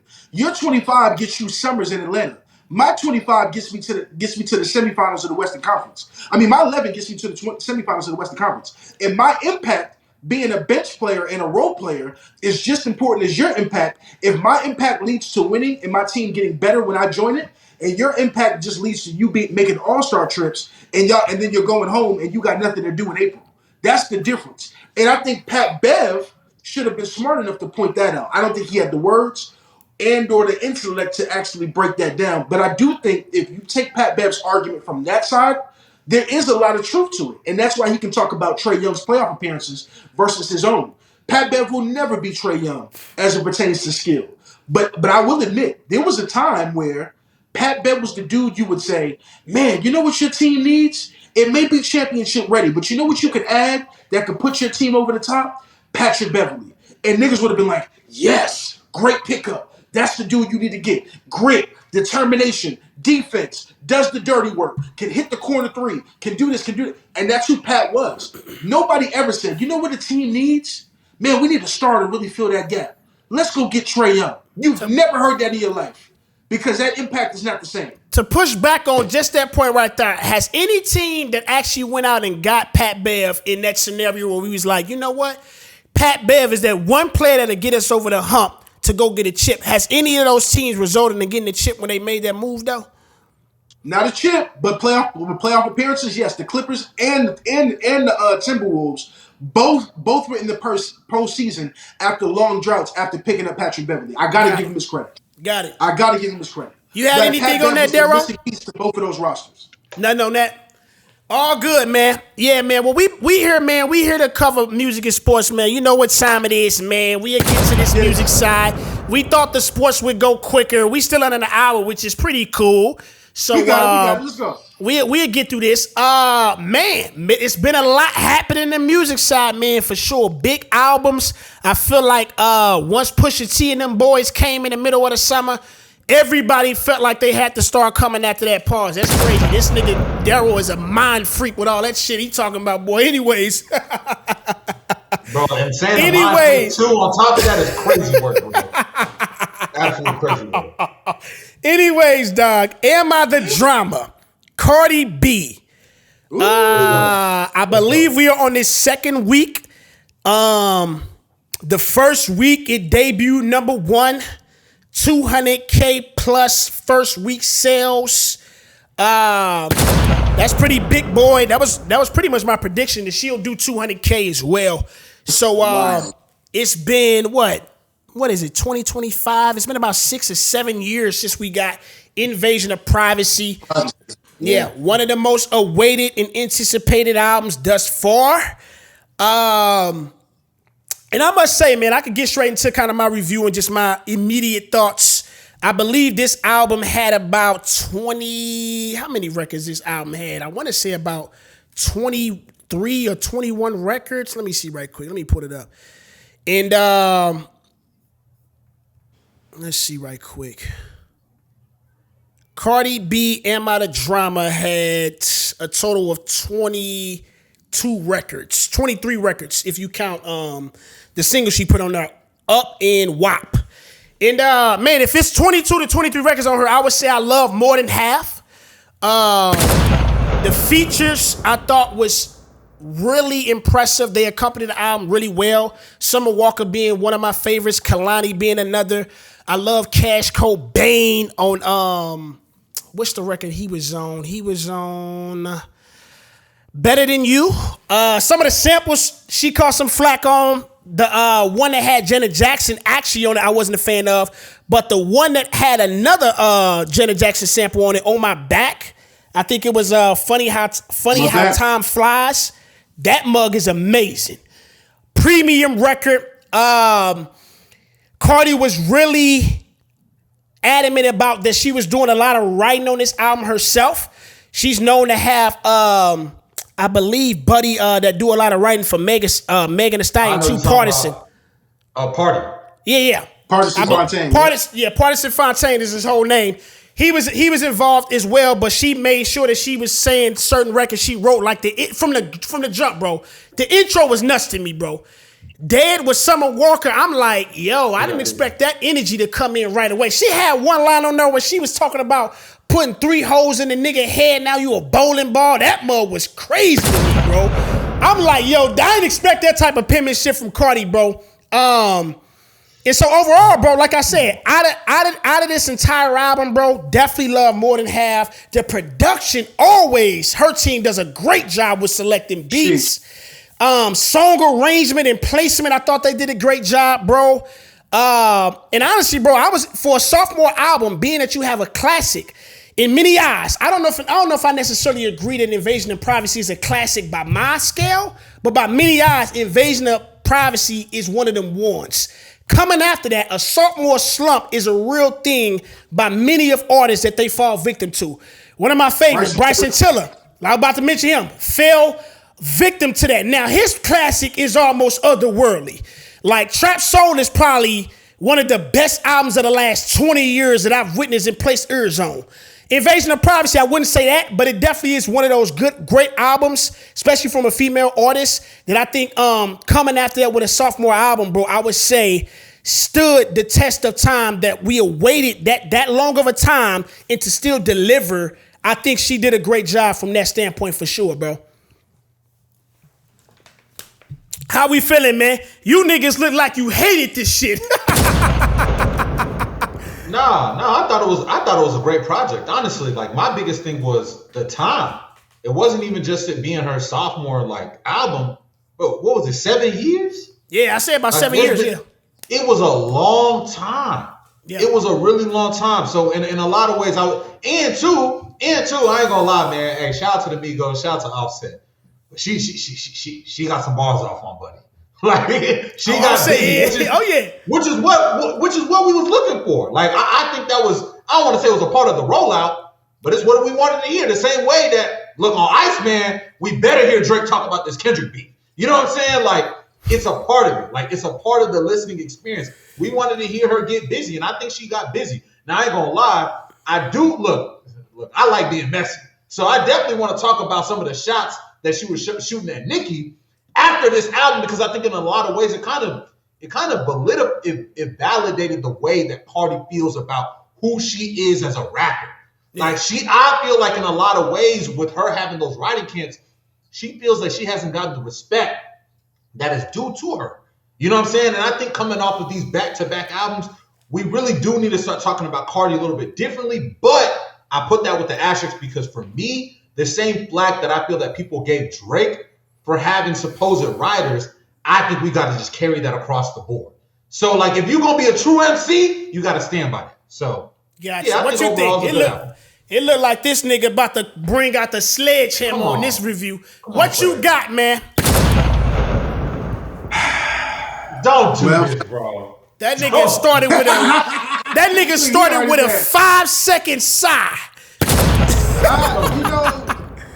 Listen, man. I got killed in the group chat for my like miniature review because what I said was, you know, if I were a female, I would love this record. I would love it. As a grown man, I just can't picture myself in the whip, you know, with the tens playing. You know what I'm saying? And I got the speakers in the back, and you know, I'm driving through the city, and I'm sitting here listening to the remix with Lotto, and I'm like, let's get it. Like, I can't imagine. Like I just don't know what grown man is out here doing that. Now, in complete objectivity, Cardi's producers and Cardi's team, absolutely incredible. And no, seriously. And I don't mean that as a backward shot. I think Cardi, anytime I've ever heard anything from Cardi, I remember that single she had with Kanye. Who was it? Kanye and Little Durk? Like that single she put out. What was that song? With Take Keith on the beat. I used to love that song. Yeah. It was the track that kind of came out in the middle between this album and Invasion of Privacy. Anyway, her production and her song and like especially if you know anything about song construction, I agree with Word on all of that. I'll be honest though, when I listen to this album, you know what I actually say for most of it? What's that? This is what I say. It's really good, but it would be better if it was someone else's project. That's how I feel. It's not that the project is not good. It's not that it didn't deliver and really exceed expectations for those who are Cardi fans. I think she lived up to like he said, there was no sophomore slump in this project. It took forever. Hot shit. Yeah, fire. Love that record. So it's not that that the record didn't live up. It absolutely did. I just think some of these records are good in spite of her, if I'm honest. And if someone else were to give, like, I'll be honest, if you were to give some of these same records to Lotto, they'd be out of there, in my opinion. I don't know about That's that. just me. Yeah. That's just me. See, look, here's the thing, bro. That's because Cardi B to me has that intangible that other artists that I think is better than her don't have. The it factor. Like her personality, her charisma, what she brings on. She doesn't even have to have the best, like pen to pen. She don't have to be the best. She can make up in other ways that other people can't because she has that intangible factor I'm saying she has. So when you said this album would have been better if it was somebody else, I'm like, I really wouldn't even, because the stories and the things that she's addressing on here are unique to her situation. Like taking this and giving it to Lotto, Lotto is all my man, my man, my man. On this album, nigga, Cardi is F that nigga. Nigga, I'm over here. You ain't do me right. I told you once. I told you to be careful. She on all that. So like, just even from the subject matter, it wouldn't fit. And you know, people make songs that ain't always what they going through at the time. But like I said, Lotto is very, she makes that very known that she's all about her guy. You know what I'm saying? Like they have a great relationship, all that other stuff. What you about to say, bro? Let me say this. Klarity, one thing that you mentioned, you saying as a man, it's hard for you to, as a DJ, the quickest lesson that I learned, shout out to Joe. Joe always say this. He said, always for the ladies, always for the ladies. When you are playing music, it's always for the women. It always has been and always will be. And that's a cheat code that Cardi got. Especially her coming up through that strip club culture. She understands what type of music is going to go. Bro, and that's the one thing I cannot take away from her. Yeah. She knows how to, whatever Cardi gonna put out is gonna go. It's gonna be a slap. Gonna get active. Well, let me be clear, fellas. Let me be clear though, fellas. What's up? If we're just like, so to me, I can compartmentalize. I can say what I'm saying as a listener of the music itself, dissect the artistry, this, that, and the third. What I cannot debate and will never debate is if I go to the day party, if I'm outside in any capacity and someone spins these records from Cardi B, we're talking about something otherworldly happening at that particular party in front of Oh yeah. And I can separate. That's not a part of the equation. That's not a part of the equation. Huh? That's not a part of the equation. When I think about album review, not really. Not for me. And I think, if we're talking about the music. We're not talking about what the music is going to do. To me, there's a difference. Like for instance, okay, let me explain. Yeah, that's hard. That's a good side conversation to have on another pod for sure one day. That stuff matters though. Go ahead. Let's just explain this way for the people watching, so we're not talking over the viewer. Here's what I mean. There's an artist. If you listen to Christian rap, some of y'all probably don't or may not, but there's an artist that I grew up with and I love named KB. Sometimes I hear a KB record and I go, that's cool. But when I think about what it's going to do at the show, I'm like, oh, it's getting ready. It was made for the concert. Yeah. But the listening experience in the whip ain't always what the concert is. And that's what I'm trying to say. The Cardi B experience as I'm just listening to the album is good. What it's going to do outside is amazing. And that's different. Now, the outside experience is going to be amazing. The listen is good. I would ask. It's good. So are you saying that mainly now when it comes, I can understand it's clear what you mean by the KB example, but the Cardi B example, is it mainly because of the subject matter? And so you're like, in me listening to it and what she's talking about, it's not going to connect with me because that subject matter is one way too much. Now the beat and all that other stuff may be going, but she talking about getting smashed out and all this, you like, oh, I'm gone. You know what I'm saying? That's where you more so saying with Cardi. Yes, absolutely. I think that's why I started. That's why I started my take the way that I did. Because what I don't want to do is act like Cardi gave us a weak project. She gave us a great project. But like, if we're just talking about pure listening experience, see, here's what people don't realize, and I think this is still in bounds. What people don't realize is if I'm sitting down and I'm listening to a project intently to review it, it's one thing. Yeah. But on the day party or the club spot or the hookah lounge, I'm not listening intently. I want what the music gives me in all the other facets. And that's where Cardi goes from 8 to 55. That's why this project is going to go so crazy. But if I we're can- just talking about sitting down and listening to the music, it's not the same. I can hear what you're saying. This is why I always open up with a line where I say immediate reactions, because immediately this is where I'm at today. Now, I mean, being a Drake fan, we experience this a lot. It's certain records I hear by Drake. I'm sitting there. I'm just sitting there. Catch me 3 weeks later, I may be jumping out the window to that record, dog. Because his music grows with time. A lot of times, I tell people to fully get an experience of Drake music at the highest form that he wants you to experience it, in my estimation, the sun got to be going down or it already got to be down. You can't listen to, and there was some music for, I'm talking about OVO trap soul Drake though. He got records that's for the sun and all that. I know what you're talking about. Most of that dark shit, like Hours of Silence, Marvin, you're not listening to that at the crack of dawn or afternoon. Like, no. so, yeah. Absolutely. So like, I get what you mean when you say sitting down, giving your album review, how some of this stuff could be one way, but when it's outside, you like, okay, I can have a different appreciation for it. For sure, I can hear that. I can hear that. I disagree fully, but we can go to the. Okay, that's fair. Yeah, as a DJ, I have to disagree with your sentiment. I have no choice to. Like you just can't. I think that is such a big part of hip hop, because hip hop was created by DJs.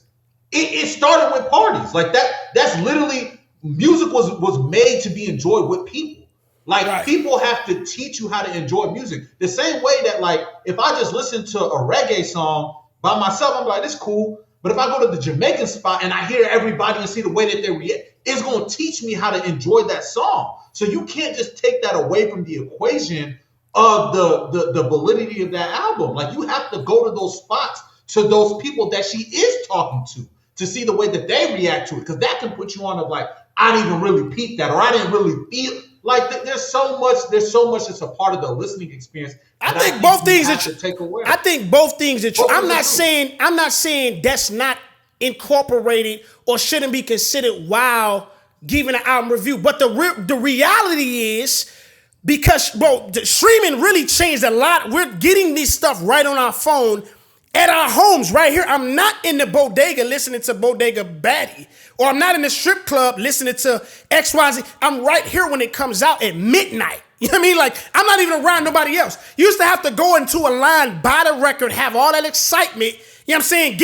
And you used to actually get in a whip and put it in the CD player. You know what I'm saying? And that even just being in the car, bro, my reviews in the car versus sitting right here or just on my phone in the headphone. Right. Those are Big even time. night and day. I'm not even in the function yet. You know what I'm saying? So I'm not saying that shouldn't be considered. I just think most of the time when we initially consume that music, we're not in those spaces. You know what I mean?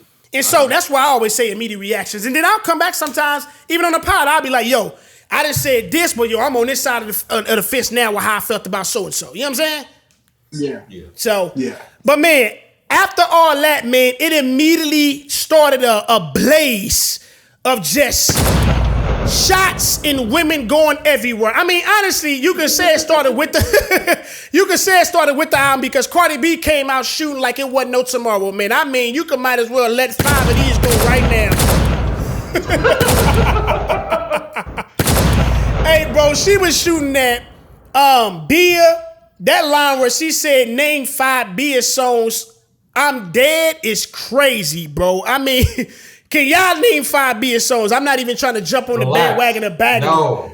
But I'm just saying, I'm saying that because and he's the DJ. He's the DJ that can't name 5 Bia songs. You got one you spin from her, bro? Come on, man. I like Bia too. Dang. I try to show Bia some love. Still, shout out Bia, man. She actually is a dope artist. But I think if you ask the general public, I think it will be a struggle to name 5 Bia songs. JT Cardi. You say what? You can't name 5 Cardi B songs? Oh, okay. I thought most artists. I mean, but she's Cardi B. I can name 5 Cardi B songs. You know what I mean? I'm saying from her vantage point, she's saying, hey, if this is the person I'm beefing with, you're not on my level. Niggas can't name 5 of your. You know what I'm saying? She sung her, for sure. Yeah, man. Son her. JT Caught Some Smoke, bro. From the album I seen randomly on IG stories, Nicki posted. She was the only artist that actually, as a female artist, rap artist, that went 200K in the first week. That kind of ignited the back and forth on the Twitter between them. And yeah, I'm guessing, man, Nicki Minaj will forever be a petty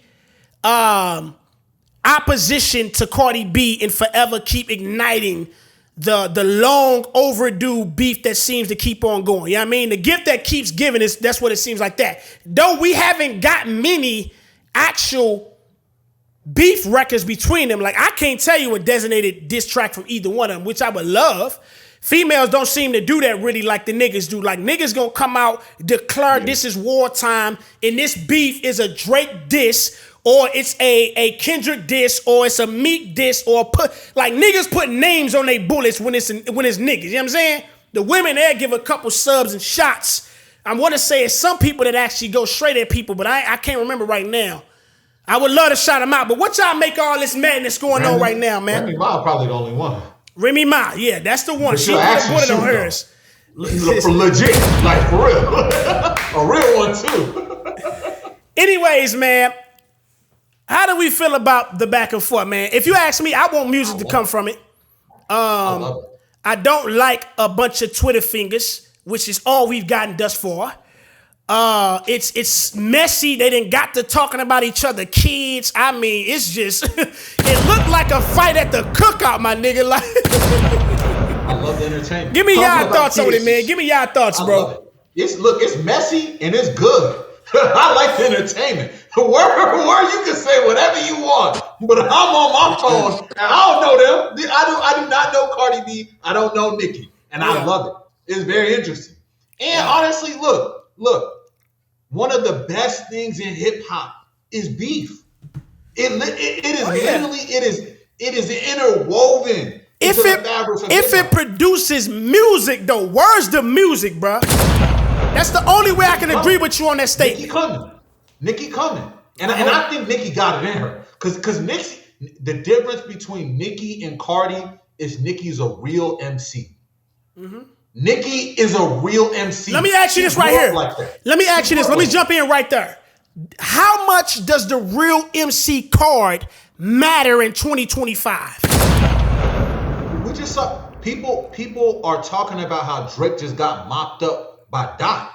That wasn't just Dot didn't win it off of just the real MC, bro. That nigga, know, he actually didn't. Drake, yeah, I mean, Dot won it on a different in a fashion. He didn't even win that the way I expected him to, right? He didn't bar up that nigga. He won it the way Drake would win things usually.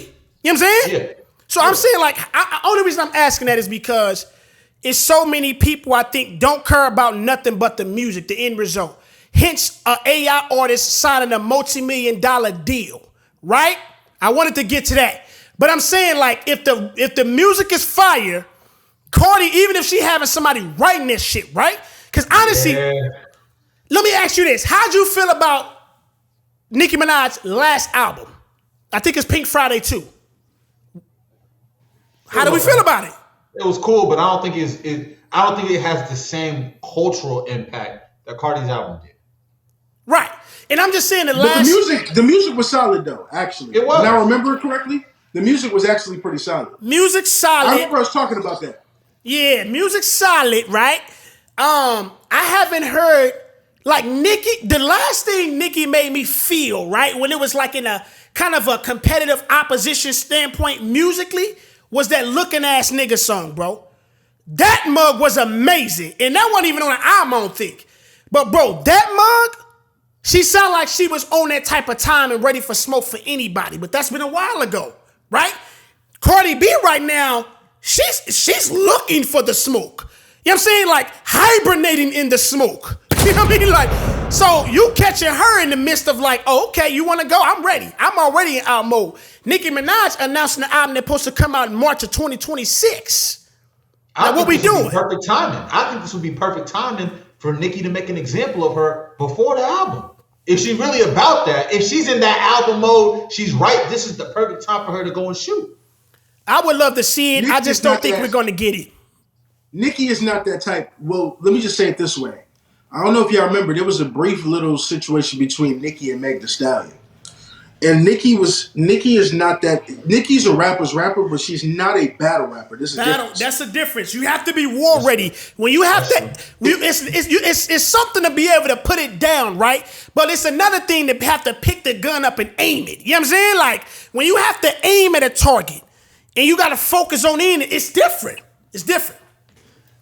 Yeah, she can write a rap with the best of them, but I just think like in some ways to make it in battle rap, especially on beat, you either have to be such a supreme lyricist that it's not even close, or you got to be somebody who like, you remember you were sitting at the lunch table and y'all would snap at each other, and the best one who had to jump, like you have to be that. And for some reason, Nicki doesn't give me the ability to snap at each other like that for real. Yeah, and so that's why I don't think she's gonna do what we think she will do in a rap beat versus Cardi. I actually think Cardi might mess around and win that rap beat because Cardi, in that way, not as a rapper, but as like a snap on you, snap on you, say something that's just going. She can say something in a way to kind of end Nicki in that regard, even though she's not a quarter of the rapper. Here's it. Before you go, Daryl. Before you say this, the other thing that I think that will catch Nicki will become a victim of is just her star power and who she believes she is in the hip hop community, which she has every right to believe that, right? I think some of this even came and bit Drake in his back because he believed he was seen a certain way, which he should. He's the bigger artist. He's all these other things, but it doesn't matter when they come to beat, bro. It don't matter really where you are. What you put out in the moment that y'all say y'all finna go heads up is all we looking at and grading now. And I agree with what Kenny's saying when you talking about, I don't think Cardi will be able to just go in and bar up and out rap her. But when you have the ability to have that moment and create a moment that would make the other person look either embarrassed or create some type of them in a bad light, music-wise, or even just this back and forth they doing right now on Twitter. Like, it looks like one is talking from a more comfortable space, and another is doing it out of, I'm fighting to still be seen a certain way. You know what I'm saying? Yeah, there's one thing that I think is very interesting, because when you think about a lot of the battle rap culture, that's a very East Coast heavy, and I would even throw West Coast in.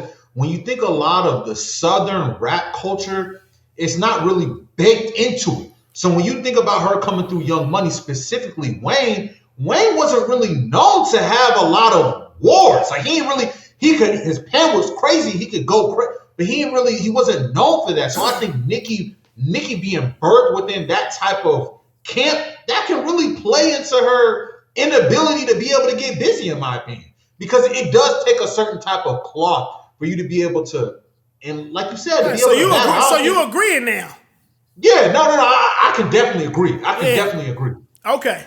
Yeah, man. I just, my biggest thing, and there's so many details. Like people been sending me stuff. I ain't really want to keep up with all the Twitter stuff and all of that. Once you start getting the kids, like niggas, bodies may start getting dropped at that point. Let me say this. The one thing that Cardi did say that I thought was, and this is the thing, she's really witty, she's very personable, but she called Nicki out as far as talking about look at your peers. Yeah, I do like how she said that. That look was at a very Drake fair point. Yeah. Rihanna, Taylor Swift, she said, look, why are you coming at me? Look at your peers. And I think that was the one shot that Cardi actually gave that I think when Nicki read that on her phone, it was a kidney shot. She actually felt that one. Because you taking shots at my kids, my man, that's kind of like, are you trying to be low? But that one was actually, that was based in fact. Let me say this too, bro. When we talking about music, right, I will never disrespect Nicki Minaj. Greatest female MC of all time, in my estimation, no debate. But if we going from album to album in the first two, if we're looking at them first two albums, I wouldn't say the margin is wide. I'm just saying, if you looking at Pink Friday, Invasion of Privacy, who would I say got the better album between there? Pink Friday, easily in my book.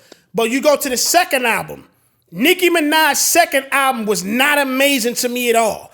I don't revisit that album at all, really at all. And when I look at the records, Bees in the Trap is like the only record I can really have a real like relationship with any record on that album, right? I honestly didn't love her next album. I loved in her catalog, where she got about 4 or 5, was Pink Print. And that was like the 4th album.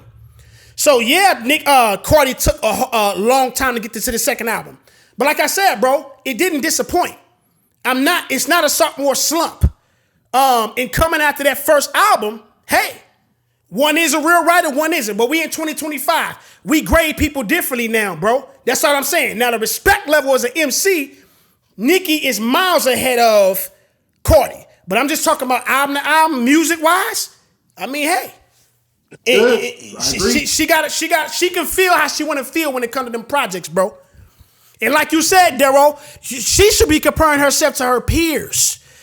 200,000 in 2025 in a streaming era after a 6-year wait ain't easy to do. I don't care who you is. We seen a Drake album sell. He was in the 200,000s at one point. Like, come on now, that ain't easy. That's future. You know what I'm saying? So, man, in other news, man, still on the album and music side, bro, we did get a new Young Thug album. Does anybody know how to enunciate or pronounce this nigga album, Doug? I heard that nigga, Lost. I heard that nigga said lost. I heard that nigga Academics tried to enunciate it, man, and he said, ooey scooty, bro. UYSCUTI. We got this last Friday, I want to say. Yeah, Thug was definitely dumber than I thought, for sure. Okay, coming out and saying that, boy, he just went nuts on the nigga. Definitely dumber than I thought. Okay, elaborate before we get into this, man. What do you mean by that? Let me say, let yourself say this. The podcast? Y'all ain't watching the podcast? The only one I watched was the one with Big Bank, the one he did down there, I believe in Atlanta. I only watched about an hour. I actually enjoyed it.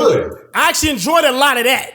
Now I don't know tell me what you mean where he's dumb at though. What you mean? Like, I mean, I'm not trying to be rude, but like I could definitely tell like he's not educated. Like I don't think he can read well. Okay. Like I don't think he like read books. Got you. Okay. Is that all you want to say about that, man?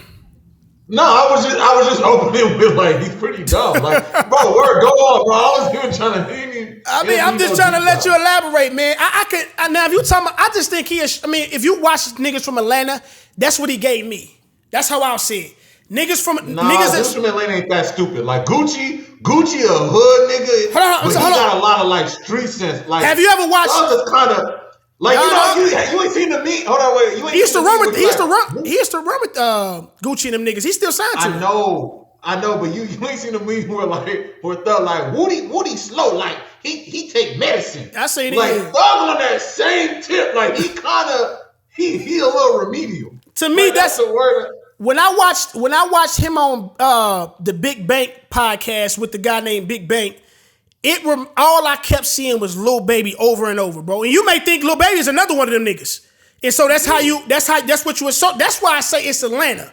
You know what I'm saying? Like them niggas talk fast, they mannerisms a certain way. But outside of that, class. Like they wasn't in class. They wasn't. Them niggas say they ain't graduate though. Like, I mean, it's known facts that them niggas ain't go to high school to graduate. Hey, this nigga crazy. Like from middle school. Anyways, man, what'd you think about the album? Have you had a chance to look at it, bro? I mean, listen to it. Yeah, it grew on me. It grew on me for sure. Like it's actually funny because y'all know I'm a big JBP fan. I'm a really big JBP fan. And we had a lot of the same sentiments because at first I was like, bro, what are they on? But as I started to listen to it more, the album started to grow on me. The second half of the album, because I feel like where Thug went wrong, and actually shout out to another Atlanta dude, 21. I think 21 Savage, he sequences his albums better than anybody that I know. Like the way that his album sounds sonically from beginning to end, the songs that he puts together, it makes the listening experience a lot better. And I think that's where Thug went wrong. Thug went wrong in the way that he structured the album. And I think we were anticipating so much. And from what Gunna's been doing the last, I don't know how long, he didn't come with that right. He should have come with that intro type of record, like that first day out type of energy. And he just didn't deliver. And I think it made the album have a response that really didn't encapsulate what he was doing, in my opinion. I think all in all, it was a good album. It was therapy. Like he was really coming out with it. So yeah. Look at Kenny G, man. What you got? Another 5-second side for us. Here we go. He You better do it. You better do it. Here we go. Here we go. Watch this. You know, hey Oh man. my gosh. You know, last time was like, man, you know, listen. Hey, I'm gonna say it this way, bro.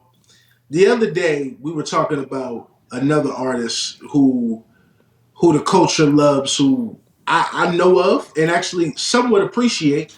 He actually has a project that I go back to by the name of YB, aka Youngboy. We were talking about the fact that there's a class of people who love YB, and rightfully so because he's a voice of that generation. In the same way, for a long time, I felt like Young Thug represented that for a group of people as well. And when I played this project, anticipating the fact that like we didn't know how long Young Thug was going to be away, and so we knew there was a potential for him to have a lot to say, considering he had so much to say on them jail calls and things of that nature. I was anticipating a whole lot more, bro. I'm not gonna lie. This project just now maybe has made me be like, oh, okay, I'm gonna play something beyond these past 2 weeks. Like I can save this one and this one. Like just now. And I've tried to spin it multiple times, bro. And so going back to the original point of the conversation, the reason why I brought YB up was because not just because of how people view them, but also we had a dude in our group chat say, you know what, we're the old niggas now. And I said, excuse me? I said, we're not even that old, bro. And we tapped into the culture. And he was like, yeah, but there's dudes younger than us who are really tapped in, and hip hop is going their way, not ours. And that's how I feel, bro. Like listening to this Young Thug album, I'm just disappointed. Like the second half, I guess has a lot more potential than the first half. And there's definitely records I can remember in spots. But like, bro, I'm not thinking to myself, hey, put that new Thug on right now. Not at all. Like, give me a couple of those records and let's move on. This album was not good like that.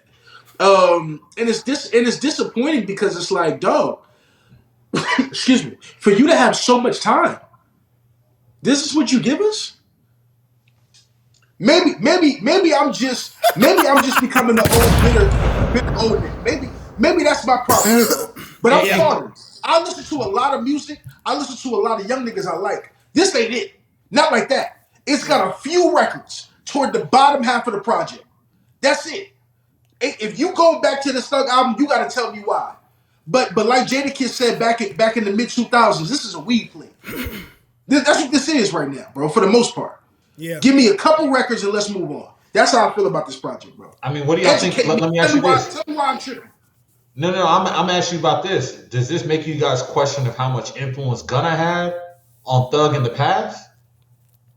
Because we see that's something we can talk about. Because let me tell you something. Like I told Word, Gunna is a nigga who has not missed in a very long time, and he has a lot of synonymous. He has a lot of synonymous music that you can kind of be like, okay, this can bleed into this, and this can bleed into this. But the music itself just flows. It just goes. Yeah. It just feels good. So in comparison, that's my problem too. I'm looking at both of these dudes' careers. I'm looking at very similar issues and things like that. And I'm saying to myself, one dude has clearly surpassed the other. And one has a cult following, and the other one's viewed as a snitch, and the music doesn't even compare, in my opinion. So that's probably my problem. I think Gunna has lapped Young Thug, in my opinion, creatively. Yeah, I'll go into that point right there with my review. I was going to say, you can definitely hear or feel the absence of Gunna being in the YSL camp for sure. He levels out the risk in the type of way that Thug isn't a safe artist. He tries things. Like Gunna is a very safe artist. Point being as to why his albums are such easy listens. They're really repetitive. Like the production, the only criticism I had on that dude album was a lot of the beats sounded the same, right? A lot of the stuff sounded the same. He didn't expand past a certain genre or sound in that album, which is still amazing though. Now, Thug is a more riskier artist. He's going to try things. You know what I mean? Like he's going to try different genres. He's going to try more things vocally, production-wise. He brings in other features that will probably stretch where the album will go. And so this album for me, yeah, I agree with a lot of sentiments. The first half definitely could have kept. He should have concised this album to half of what it's been, right? If you cut this album down from, if it's 23 records or 21 records to about 12 or 11, which is probably something that asking the world of somebody like Thug to do, I think it would have been received very much better than what is being received right now. I like the record with T.I. on it, bro. I like the record with 21. I agree with what you were saying with Darryl about 21. Though I think his albums don't always get like highlighted or championed, he's low-key been putting on a crazy run of great albums, 21. He picks beats better than a lot of people in Atlanta. He can be boring because he sounds the same a lot, but he's consistent. He like Big Sean. He like Big Sean of the South to me. The South, yes. Yeah, he's like Big Sean in the South. Them dudes are consistently boring, but they make great and good music. Yeah. I like the record with Sexy Red. I didn't know she was gonna be on the album, but he reached out to a lot of. He reached out to a lot of people. I think the best record on this album still is the one with Future, Money on Money, which also goes to my next point. A lot of times when I'm listening to Future, Thug on this album, he sounded like a poor man's version of Future. And for me, I'm such a huge listener of Future. It's like, man, I might as well just go and turn on a Future record because Future almost does no wrongs when it comes to album. I can't even tell you the last bad album Future has put out. You know what I'm saying? Like, he's always going to put out some amazing stuff to me. You know what I'm saying? Like, I don't trust you. I still don't trust you. I mean, I never liked you, bro. I never this liked nigga. You. Like, yeah, this is so many. Yeah, it's just too much, bro. He never misses to me almost, bro. He does a lot. But so back to what I was saying about Thug. When you have some, and he makes music that sounds like songs would have been given to Future, and so you prefer them songs just to be given to Future because I envision them being done better. So that was something playing in my mind for sure, but. Like y'all said, bro, being that this was your album coming out of the situation you was in, coming out of being in jail, I maybe would have took more time off. I feel like the pressure of those calls that came out and being released caused them have to redirect people's attention, so he moved that album up faster than he probably planned to have drop it originally, which is, you know, from a business standpoint, probably the best thing to do. But if it's not ready, it's not ready. You know what I mean? So I think that caused that to be what it was. He shouldn't even drop that out. He should have given him maybe a 2-3 pack. Yeah, 2-3 pack is crazy. You know what really was missing also is that he didn't have the Drake stimulus package. Drizzy probably buying out of everything. You wouldn't, bro. If them calls and all that shit didn't come out and all that other stuff didn't happen with the Kendrick, it made Drake feel like he couldn't do nothing with nobody no more. He would have definitely been on this album for sure. I'll say this though: the way I would sum up this project is 2 words, man. Whoop-de-doo. That's how this project. That's gonna be the name of this. Yeah, that's gonna be the name of this. This episode. We gonna put Thug on the cover too, bro. And that's another thing. His whoop-de-doo version was ass. He should have used the fan whoop-de-doo version, bro. I hated his version. Oh my god. That's a good point. If he's smart, he'll double back. He'll double back and put that on a deluxe or do a free. He should do. Yeah, something. I agree, Darryl. You may not have hated it as much if you didn't hear the fan version. The fan version, but the fans, bro. Sometimes the fans, they know what's up, bro. It's niggas out here that be on it. Like the fans actually created that moment of the whoop-de-doo meme and all that shit, though. Like without the fans, does he even go and make a whoop-de-doo? You know what I mean? Like I don't think he do. So, anyways, man, before we head up out of here, dog, so we can wrap up right before 9, bro. Is it any other standout records that's came out this year? Big boy artists, indie artists, whoever. I know for me, man, that Offset of nigga, because we didn't get a chance to chop it up on her yet. But that Offset album is mean. I got that boy DJ Darryl working on a mashup right now. I'm hoping he could pull off that. Yeah, that mug's fire. Offset, that left the earth. But I'm gonna say this, man, because we rarely get a chance to do this. So I'm gonna make this proclamation. It's been out for a long time, but it needs to be said. Here we go. Watch Folded this. is the best R&B record of the last 10 years, bro. Oh, this nigga done lost his mind. Well, I think I remember you posting that on your bro. Relax. Hey, He done lost his mind. hey, You hey, must have a certain between- infatuation with Kalani, and I can get it if it's that. let me say this. Just tell me what you ain't saying. Bro, this nigga word got a type. I'll tell you that. Bro. Oh, baby, Hey, bro, I would be, if you put me in the room with Kalani, baby, none of us is coming out of that mug, baby. Woo! Kalani, baby, can get it Hey, you on ain't never beaten the sight. allegations, bro. You ain't never beaten the light skin allegations. I'll tell you that, bro. I ain't trying to beat him either. I ain't trying to beat him. You hear me? I ain't trying to beat him. Hey, they're true. They're true. They're true. There's nothing to beat. They're true. There's no alleged. True, There's bro. nothing to be alleged. There's no allegations. They're true.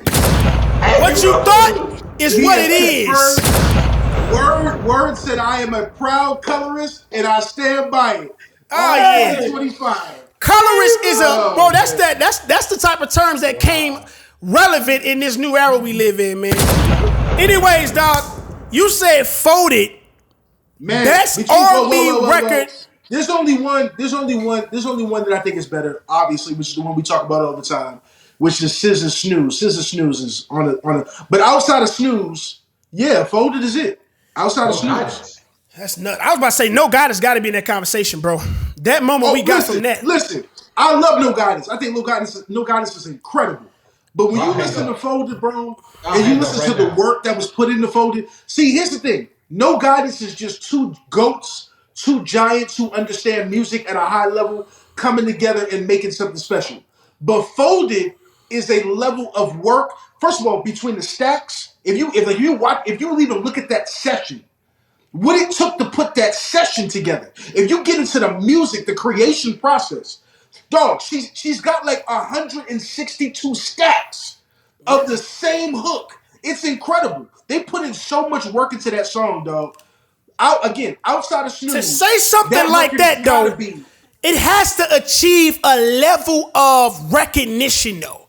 To say something like it has to. I'm saying it should. I'm saying whoever's sleeping on it, go run it up another 1,000 times because it's that damn good. Go make it happen.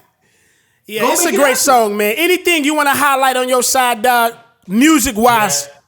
Yeah, I'll give a shout out to a few producers. I'll give a shout out to Side T and Budgie.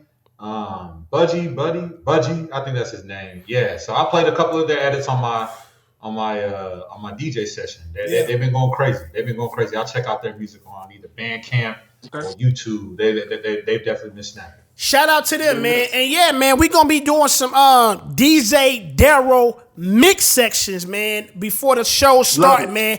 Who knows, bro? We may be bringing this live to a city near you. And all this will be a full experience, man. You know, that's the goal, man. That's the goal. Hey, you know that first city, two out of three of the cast is in Houston. Let's go, word. Let's go. We're gonna be here. No problem. Let's make it happen. No problem. Yes, we got no problem with Houston being the first city, dog. But yeah, man. You bring yourself. Yeah. And I'll make sure the venue is booked, man. How about we do it that way? Oh, it's gonna happen. It's gonna happen. 2026, the first live experience podcast by the World of Clarity Pod is coming. Book it. With DJ Darrow on the ones and twos. Fire. I'll bring out the vinyls for that one. I'll bring out the 100%. Let's do it. Let's do it. 100%. Let's do it, man. Before we get up out of here, let these cats know where to find y'all at, man. Yes, DJ Darrow _ TikTok, Instagram. You already know what's happening. Top 3, not 2 or 3. What's up? Chee. What about you, G? Love it. Hey, at Kenny Klarity, Klarity with a K. All social media platforms. Also, special announcement. So I'll be working with Art Soul Radio to do interviews for some of the biggest Breaking news. hip hop and indie experience. So be sitting down with a few cats who have definitely put out some new music and some of the top names in that genre and space. So be on the lookout for that as well. Yeah, man. Make sure y'all follow them on their socials, man. Congrats on the big boy move down there for you, Kenny G, my G. And yeah, man, it's your boy Word. Follow me everywhere at it's just _ Word, Instagram, TikTok, wherever you at, man. I'm probably there. It's the Word of Clarity podcast. Make sure you follow us. It's the Word of Clarity pod. Hit that like, comment, and subscribe button. Make sure you share. We up out of this thing. Here we go.